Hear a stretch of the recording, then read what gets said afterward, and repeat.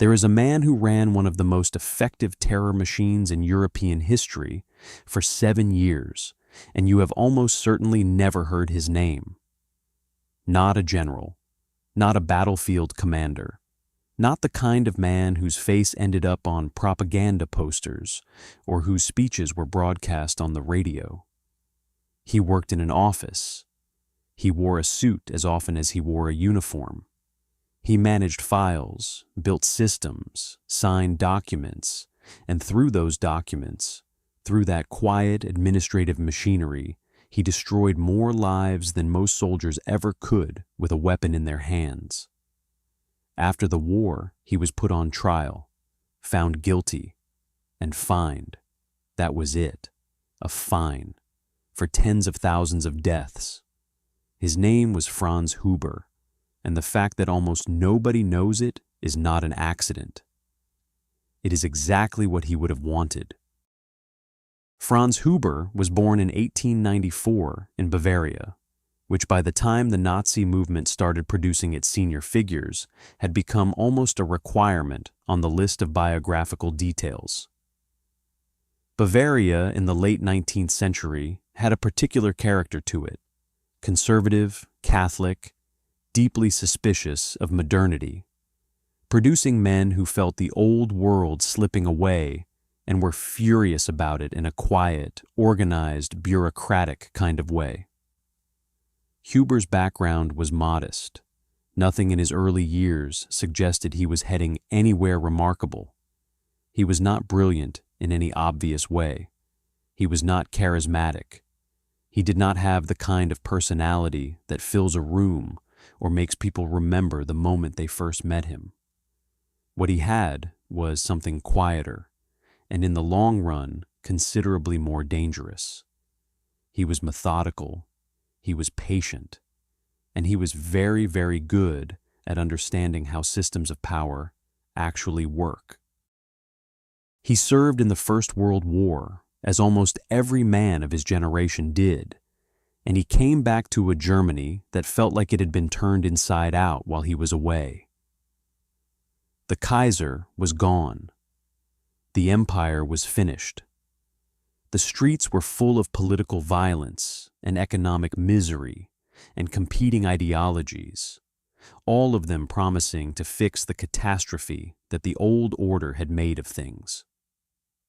Huber did not go back to civilian life. He became a policeman. In Weimar, Germany, that was not simply a career choice. It was a statement, a declaration that you believed in order, in hierarchy, in the idea that someone needed to be in charge, and that the people in charge needed tools to enforce their authority. He was good at the work almost immediately, and the work rewarded him for it. Through the 1920s and into the early 1930s, Huber built a reputation within the Bavarian political police as exactly the kind of officer that the institution needed more of. He understood surveillance in a way that went beyond simply following people around. He understood how to build networks of informants, how to map the social connections between people in ways that revealed the structure of organizations that were trying very hard not to be visible, how to gather information slowly and patiently over months and years until you had enough to act on. He was not the officer who kicked down doors. He was the officer who knew which doors to kick down and exactly the right moment to do it. There is a difference, and the difference matters enormously if you are building a political police force designed to eliminate opposition rather than simply respond to it. When the Nazis came to power in January 1933, the existing political police forces across Germany were absorbed into the new security apparatus that Heinrich Himmler and Reinhard Heydrich were constructing with remarkable speed and ambition. The Gestapo, the secret state police, was being built from scratch as the instrument through which the regime would identify, monitor, arrest, and eliminate anyone it considered a threat, And the men doing the building needed experienced officers who had the skills and the ideological reliability to be trusted with essentially unlimited power over the lives of German citizens. Huber was exactly what they were looking for. He joined the SS, he joined the party, and he began climbing through a security apparatus that was becoming, month by month, the most feared institution in Europe. He spent the mid-1930s learning the systems that Himmler and Heydrich were perfecting, understanding how they worked and what they were capable of, and demonstrating consistently that he was the kind of man who could be handed a difficult task and trusted to carry it out without asking uncomfortable questions about whether it was legal or moral or consistent with anything a reasonable person would recognize as civilized behavior. This was not a small thing in the context of the Gestapo's early years.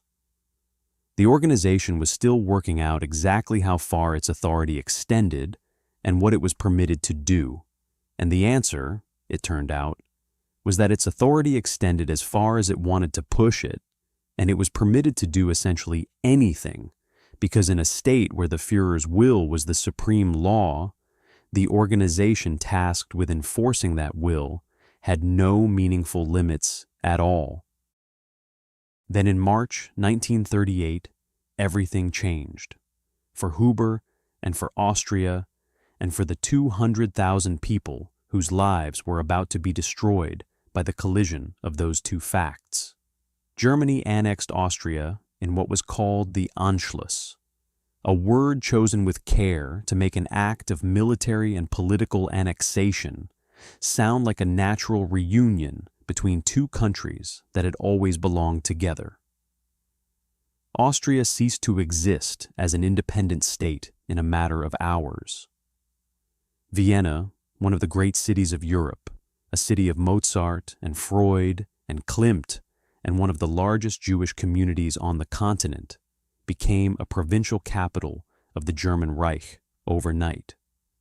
And Franz Huber arrived in Vienna as the head of the Gestapo in the new Ostmark, tasked with bringing the city under control. What he found in Vienna was both a challenge and an opportunity on a scale he had probably never imagined when he was working his way up through the Bavarian police. The city had a Jewish population of around 200,000 people. It had active socialist and communist networks that had survived years of right-wing Austrian government. It had trade unions, Catholic political organizations, monarchists, liberals, and an entire ecosystem of civil society that the Nazi regime considered either dangerous or simply incompatible with the world it was building. All of it needed to be dismantled. All of it needed to be brought to heel. And Huber had the skills, the resources, and the complete absence of any moral hesitation required to do it. He built the Gestapo in Vienna with a speed that impressed his superiors in Berlin.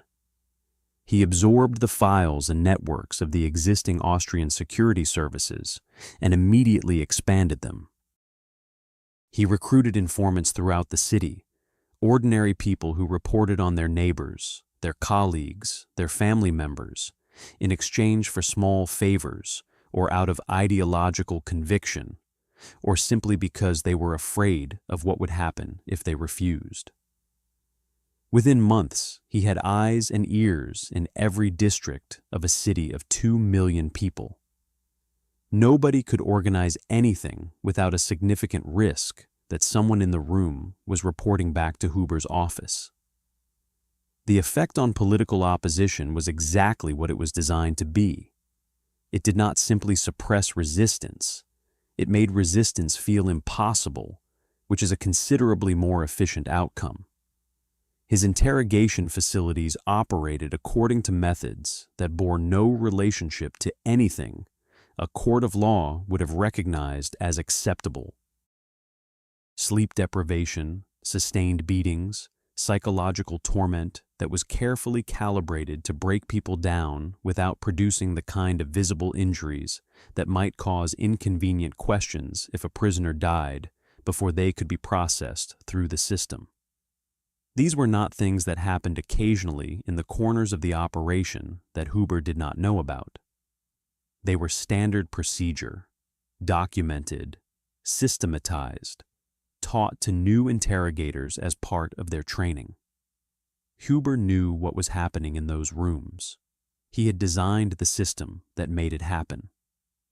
But the thing that made Huber genuinely dangerous, rather than simply brutal, was his understanding that visible violence, however useful as a tool of terror, was ultimately inefficient if it was not embedded in a comprehensive administrative system. The most effective repression was the kind that was smooth, bureaucratic, and processed large numbers of people quickly without creating martyrs or rallying points for public sympathy. You needed a system that made people feel watched at all times, that created uncertainty about who could be trusted, that made the cost of organized resistance feel impossibly high, and that moved people through the machinery of arrest, detention, and ultimately deportation with the kind of quiet efficiency that prevented any individual case from attracting too much attention. Huber built that system in Vienna, and it worked exactly as intended. He also worked, from his first days in the city, with a relatively junior SS officer named Adolf Eichmann, who had been sent to Vienna specifically to handle the question of the Jewish population. Eichmann was organized, efficient, and possessed of a bureaucratic imagination that matched Huber's own, along with a complete absence of any apparent interest in what the words on the documents he was processing actually meant for the human beings they referred to. Together, their offices developed what became known as the Vienna model, a system for processing the forced emigration of Jews from Austria through a combination of bureaucratic pressure, legal stripping of rights and property, and the kind of implicit and explicit threat that made leaving feel like the only viable option. The system was so effective at moving large numbers of people through a complex administrative process quickly that it was later studied and replicated across occupied Europe as the regime's ambitions evolved from expulsion to something considerably more final. The arrests began within days of the Anschluss and never stopped. Political opponents of every description were picked up in the first weeks: socialist organizers, trade union leaders, journalists, lawyers who had defended political prisoners, priests who had said the wrong things from the pulpit, former government officials from the pre-annexation period, anyone who had been publicly associated with opposition to the Nazi movement before March 1938. Huber's files, built from years of intelligence gathering by the Austrian security services he had absorbed, told him exactly where to find them. The speed and precision of the arrests was not an accident. It was the product of systematic preparation by men who had been thinking about exactly this moment for years. For the Jewish population, the persecution was different in character, but identical in its systematic thoroughness. Jewish businesses were seized. Jewish professionals were barred from practicing. Jewish children were expelled from schools. Jewish families were forced from their homes into designated buildings, then into smaller and smaller spaces, as the legal and administrative net tightened around them with a methodical consistency that left no room for doubt about where it was heading. Huber's Gestapo enforced all of it, arrested anyone who failed to comply with the constantly expanding list of restrictions, processed the paperwork that stripped people of everything they had built over generations, and monitored the Jewish community with the same comprehensive surveillance it applied to every other group it considered a problem. When the war began in September 1939, the situation became worse in ways that are difficult to fully convey. The resources available for persecution expanded. The legal constraints, which had never been meaningful, ceased to exist entirely. The territories under Gestapo control grew enormously as German forces occupied new countries and brought millions of new people under the authority of the SS security apparatus. And the regime's intentions toward the Jewish population of occupied Europe, which had always been eliminationist in some broad sense, began to crystallize into something specific, organized, and industrial in its ambition. By 1941 and 1942, Huber's office had become a central node in the deportation system that was being built across occupied Europe. The decision had been made, at levels above Huber, but with his full knowledge and active participation, that the Jews of the Reich and the occupied territories were to be transported to facilities in the East where they would be killed. This was not something Huber learned about later and had to reckon with. This was something he knew about as it was being planned, because his office was one of the instruments through which it was being executed. His Gestapo organized the roundups in Vienna and the surrounding regions. They identified the people to be deported, arranged the logistics of assembly and transport, processed the paperwork, ensured the trains left on schedule, matched the numbers to the manifests. They did all of this with the same quiet efficiency that Huber had brought to everything his office did, because to Huber this was administration, and administration was what he was good at. Tens of thousands of Austrian Jews were deported from Vienna under the system Huber oversaw. The vast majority of them were murdered. They went to Auschwitz, to Treblinka, to Sobibor, to the other facilities that the regime had constructed for the specific purpose of killing large numbers of people as quickly and efficiently as possible, and Franz Huber's signature was on the paperwork that sent them there. Not metaphorically, literally. His name, his rank, his office stamp, on the documents that determined where tens of thousands of human beings would spend their last days. By the final years of the war, Huber held the rank of SS Gruppenführer, a lieutenant general in the SS hierarchy, one of the most senior figures in the entire Gestapo apparatus. He had spent 7 years building and operating one of the most comprehensive instruments of political and racial terror that the 20th century had yet produced in a city of 2 million people against populations that had done nothing except exist in forms the regime had decided were incompatible with its vision of the future. And he had done it not with theatrical cruelty or obvious sadism, but with something in some ways more disturbing, a professional, administrative competence that treated human beings as logistical problems and solved them with bureaucratic thoroughness. Germany collapsed in May 1945, and Huber surrendered to Allied forces. He was arrested, identified as a senior figure in the Gestapo, and held for investigation. And here is where the story takes the turn that makes it genuinely hard to sit with. The denazification process that the Allied powers imposed on post-war Germany was designed to identify and punish those responsible for Nazi crimes. In practice, it was overwhelmed by scale, complicated by the difficulty of establishing individual responsibility within systems of collective crime, and distorted by the political pressures of the early Cold War, which made West Germany an important strategic partner and made aggressive prosecution of former Nazi officials inconvenient in certain contexts. Huber appeared before a denazification tribunal. He was classified as a major offender, the most serious category available. He was convicted, He was sentenced to a fine and a temporary restriction of his civil rights, and then he was free.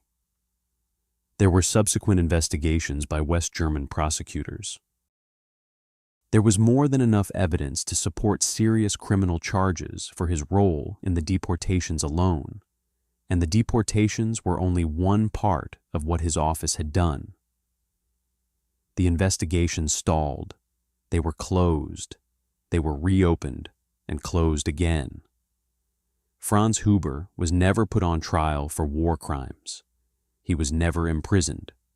He lived in West Germany quietly and comfortably, and the people whose lives he had destroyed received nothing that could reasonably be called justice.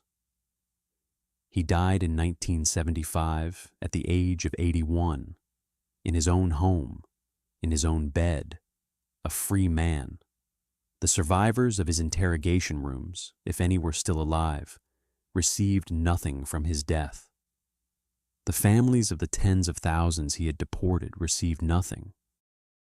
History recorded his name and his rank and his role with the careful thoroughness of the historians who did the work of establishing what actually happened in Vienna between 1938 and 1945.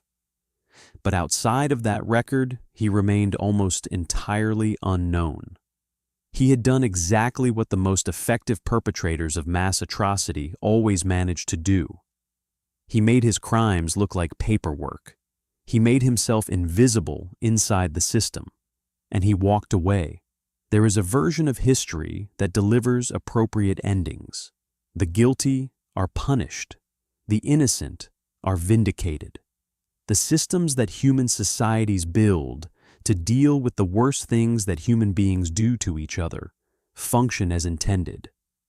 Franz Huber's story is not that version. It is the other one. The one where a man who spent 7 years running a torture and deportation apparatus in one of Europe's great cities dies peacefully at 81, while the people he sent to their deaths have been in the ground for 30 years. History does not always deliver the endings it should. Franz Huber, whose name almost nobody knows, is one of the clearest proofs of that.